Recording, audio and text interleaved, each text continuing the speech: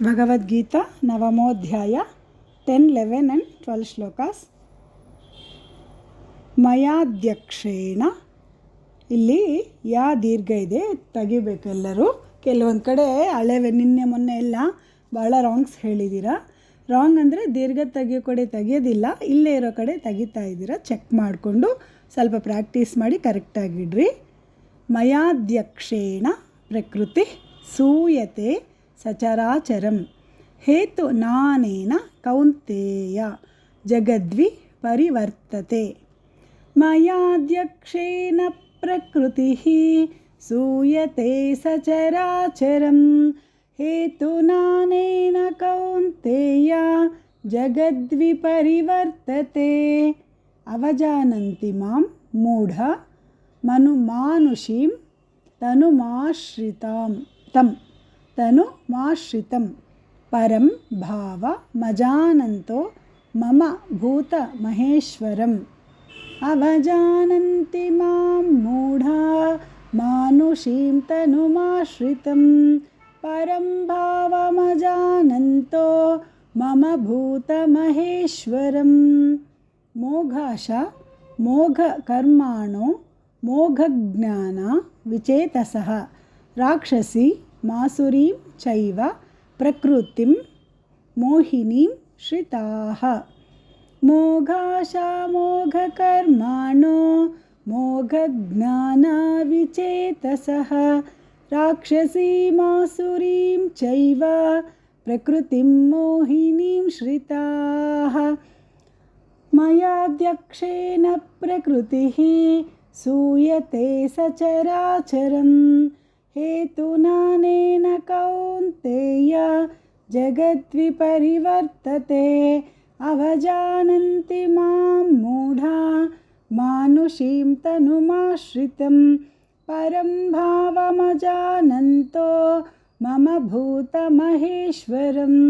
ಮೋಘಾಶಾ ಮೋಘಕರ್ಮಾಣೋ ಮೋಘಜ್ಞಾನ ವಿಚೇತಸಃ ರಾಕ್ಷಸಿ ಮಾಸುರೀಂ ಚೈವ ಪ್ರಕೃತಿಂ ಮೋಹಿನೀಂ ಶ್ರಿತಾಃ.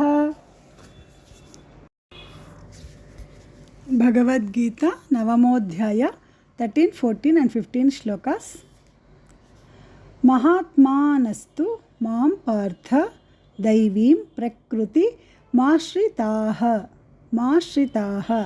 ಭಜಂತ್ಯ ನನ್ಯ ಮನಸೋ ಜ್ಞಾತ್ವಾ ಭೂತಾದಿಮವ್ಯಯಂ. ಮಹಾತ್ಮಾನಸ್ತು ಮಾಂ ಪಾರ್ಥ ದೈವೀಂ ಪ್ರಕೃತಿಮಾಶ್ರಿತಾಃ ಭಜಂತ್ಯನನ್ಯ ಮನಸೋ ಜ್ಞಾತ್ವಾ ಭೂತಾದಿಮವ್ಯಯಂ. ಸತತಂ ಕೀರ್ತಯಂತೋ ಮಾಂ ಯತಂತಶ್ಚ ದೃಢವ್ರತಾಃ ನಮಸ್ಯಂತಶ್ಚ ಮಾಂ ಭಕ್ತ್ಯಾ ನಿತ್ಯಯುಕ್ತ ಉಪಾಸತೆ.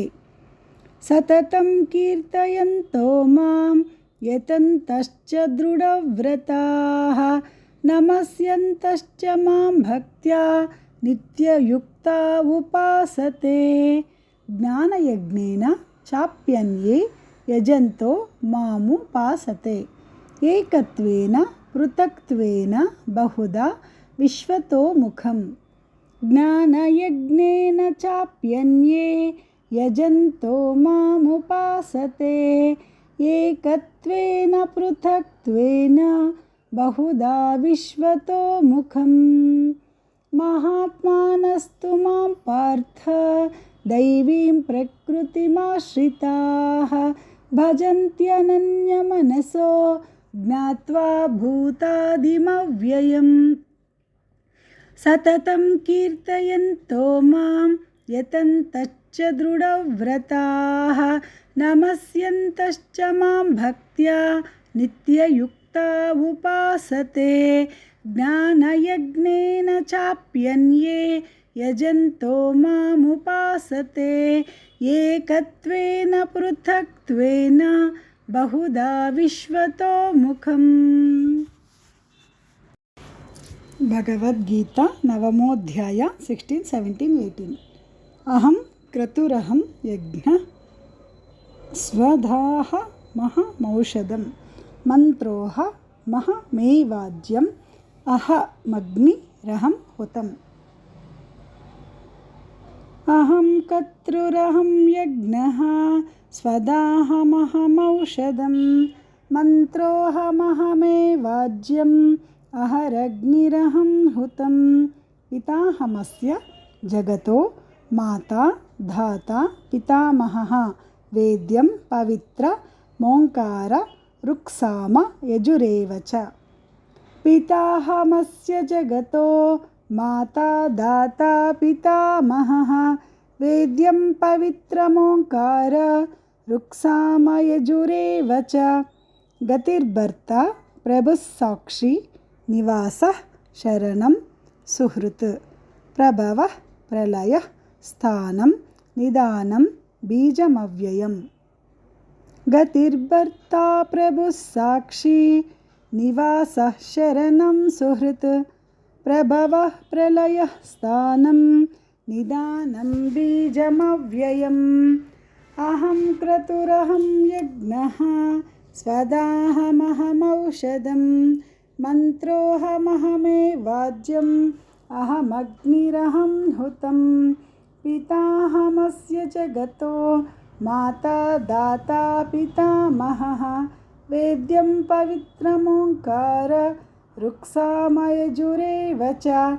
गतिर्भर्ता प्रभुः साक्षी निवासः शरणं सुहृत् प्रभवः प्रलयः स्थानं निदानं बीजमव्ययम्।